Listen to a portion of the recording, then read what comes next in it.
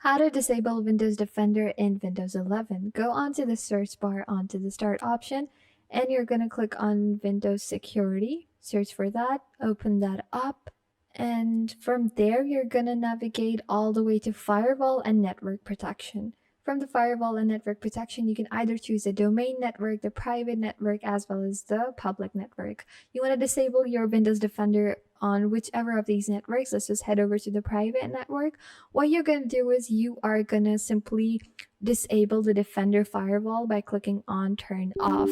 That is going to basically turn off the Windows Defender and take off all the security measures that you have onto your Windows 11. You can simply click on yes, and that is just basically going to disable your Windows Defender.